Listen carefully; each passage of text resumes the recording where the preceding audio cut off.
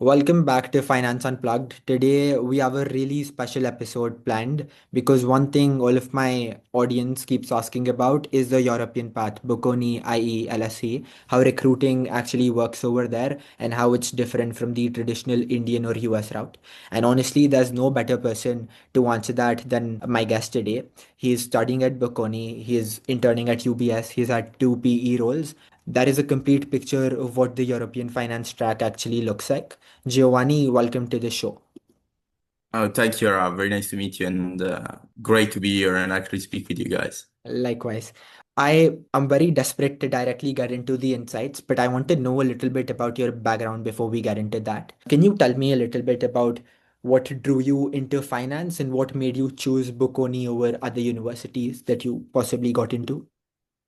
Yeah, sure. So I'm originally from Southern Italy, and since I was very young, I always wanted to do finance because it was a mixture between, family friends when I was very young that used to work in there, and I don't know, maybe documentaries, movies when I was very young that made me fell in love with the industry. Obviously, very different, the movies and the documentaries from what you do actually do in real life, especially the first few years, I'd say. But that got me very interested. Right now, as you said, I'm intern at UBS in the global real assets team. So basically, real estate and direct real estate and infrastructure. My boss basically is the head of direct real estate. So we basically do investment management for our properties in mostly Italy, also a few properties in Europe, but uh, obviously it's divided between the various headquarters in Europe. And I studied at Bocconi. I've decided to study at Bocconi. Firstly, because it's in Italy, it's in Milan. It's a super target school for finance. I had identified the course I'm doing right now, which is Bachelor in International Economics and Finance, when I was, I don't know, maybe 3 years ahead. And I chose it because I've heard people who went there and that are now in London that found it perfect, even though obviously you're now studying in the UK, which might help with the visa if you're not British. But it has incredible placement there in London, all over Europe. In Milan, you are way ahead respect to any other university, but I'll say also in Europe.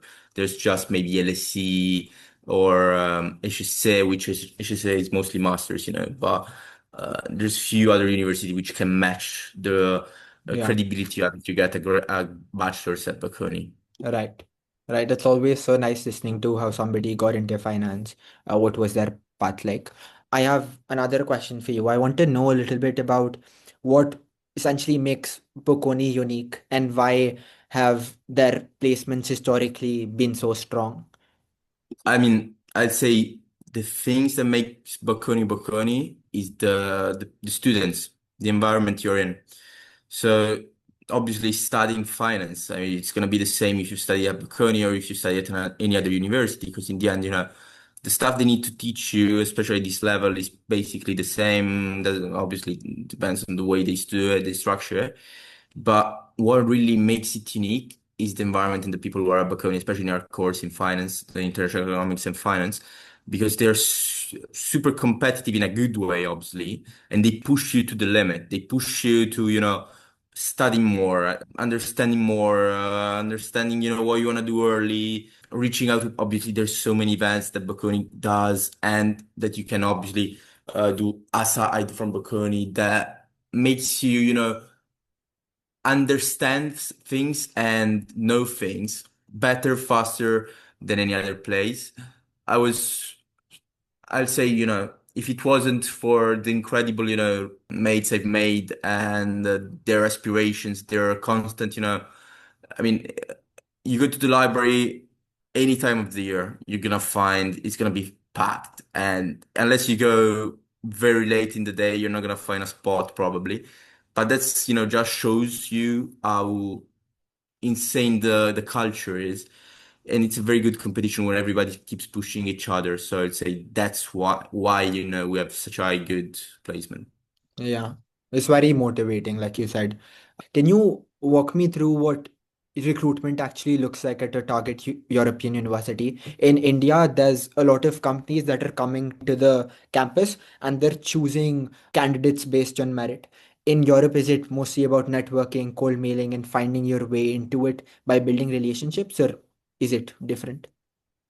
I'd say it's obviously the easiest way. If you can build relationship through chat, I'd always say, suggest to do that. It's not impossible. For example, my UBS internship right now, I got it without any reaching out, it was simply code applying, usual process. And it was direct to AC, the assessment center, which was, an interview with the team to get to know them and see, but I'll say uh, you don't want to be, a CV in thousands of others that apply for the same job. For London especially, you want to be one of the first to apply. Try to have someone that can either refer you or help you out with the process that works at the company.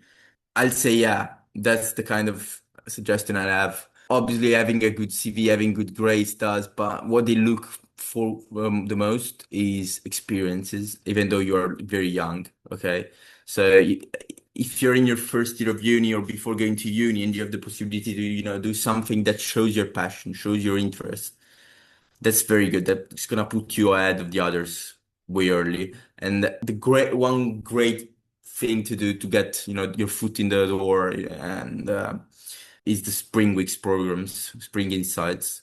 I don't know if you guys have it in India. If, We don't. We don't.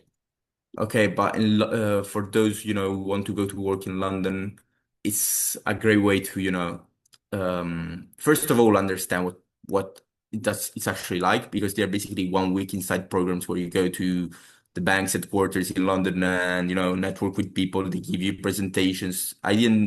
Unfortunately, I was very, very inexperienced in my first year. So this stuff, you need to apply by October, I'd say, of the first year. So you don't even have the time to, prep for it. And I didn't have my CV, it wasn't filled with experiences. I wasn't ready yet. And unfortunately missed that window. But lots of my friends who this summer are going to be working at major bulge brackets in London is thanks to to those spring weeks, because they firstly give you the ability um, to network with people in there, and then they usually give you, an advantage. So, for example, they pass you already to a first round interview or to an AC, which is huge considering that those roles usually uh, have acceptance rates, even just for interviews, under the 1%. You've had an incredible trajectory. We talked about UBS, we've talked about PE internships, and you said that a lot of it is because of the people around you and the environment around you.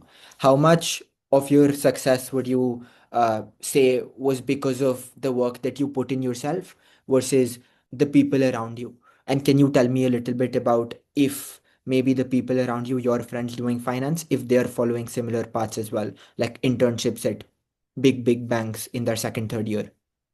Yeah, I mean, sure. Lots of my friends are, going to do big internships this summer, major bulge brackets or other place. I mean, it doesn't necessarily mean that if you do it in a bulge bracket, it's better than any other place. There's also like boutiques which are insanely good, but also small places.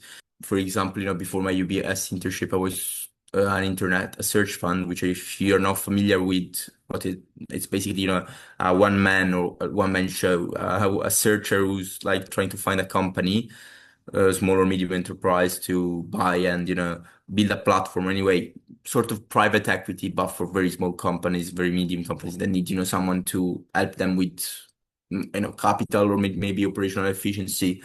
And so that's very good for, let's say, for students who haven't had any internship yet, because you basically do everything. As you can imagine, you get exposure to everything of the process of M&A, of identifying targets. I'll say, yeah. I mean, if it wasn't for, everybody around me pushing me and seeing them, succeed or study until late or, be super ambitious, I probably wouldn't, I've got, what I got yet, but still, like, I'm nowhere near where I want to be. And I mean, I'm in my second year as you. I'm trying. We're gonna apply. Many of you, your maybe followers, will apply. For the same jobs I will apply after my internship is done.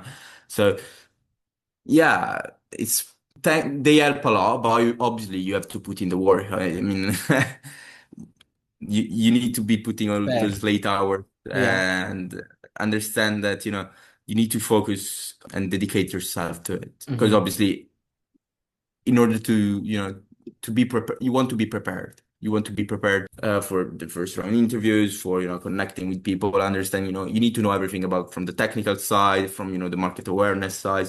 You need to have a story for you. You need to have, proper motivation that show you that, you're not going to be there and date it or, no, but you need to actually want it.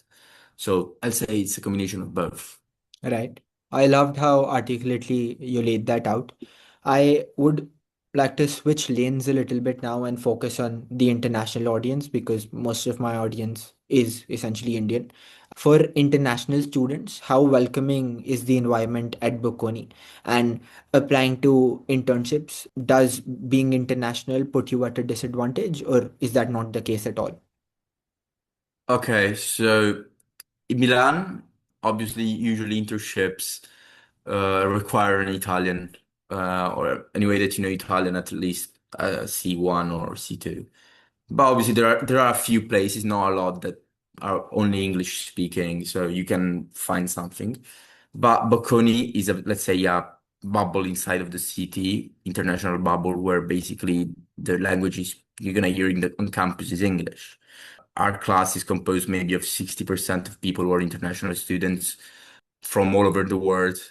So there's so many different association of every single country from every part of the world. Uh, I wouldn't say that you're gonna have any problem making friends. Yeah, there's always, I mean, I'm not sure how big the Indian community is at Bocconi, but for sure there's gonna be, firstly friends that are in the same situation as you guys that, come from another part of the world very far to get to Milan and don't know any soul, and it's very easy to, make friends. People who are, I'll say super friends, especially because you have in the first few weeks, so many events. We have the welcome week, which is for basically freshmen people that come in and you Right. know get to know each other. Right. Uh-huh. And after graduation, do you know about how long can maybe like an international student stay in terms of looking for a job? I mean, if you're talking about visa requirements wise, I'm not sure. I'll say simply because firstly, you don't have that problem. People tend to be either working already or going into masters straight after. Second, because many of the international students come to Bocconi and then, don't stay in Italy actually to work because compared to other countries, you don't have the same opportunities, or maybe, you're not rewarded for your work as much as you would somewhere else. Right. But I'm not sure that's gonna be, a big problem for EU anyway, especially if you spent, work your 3 years here to study. Right. You've given such wonderful advice so far, and I have only one last question for you. Because you're possibly going to Cornell and you are at Bocconi, Yeah. if there's one thing that you would suggest to a 17-year-old high schooler who is applying to university this year, and they're actively thinking of what country to go to for finance, what country would that be in your opinion? Yeah. I mean, that really depends on where you want to work. So if you're an international students who's coming from India or from Italy, and his dream has always been, work in New York, I say the best shot you got, maybe the only shot you got, is going to study in the US. If instead it's working in London, I'd say Bocconi, LSE, HSE, AHI, these places, these universities are perfect for that. Even though you're not going to be studying in the UK, you basically have the same opportunities as any other student that's studying in the UK. Bocconi has a very good reputation in London, and many firms, are mostly from Bocconi or from very few other universities. So, and you usually have a pathway to it with, events that happen on campus and associations which give you the possibility to enter the job market very soon. I wouldn't be able to tell you yet where it's best. Obviously, you need to make a trade-off. You need to understand that, in the US, you're going to pay in 1 year what you will pay in Europe for in 3 years or maybe more. Yes. But at the same time, usually the return on capital might be even higher if you end up working in the US. Then also, I mean, All I would also depends take on yeah, where I you would also want to take be and your goals. yeah, exactly. Mostly depends on that. I'd say that depends. That's the big question you need to answer before, deciding that. If you want to work in New York, go for it and go for the US. If you want to work in London or somewhere else, these places like Bocconi are perfect and enough, super enough. Right.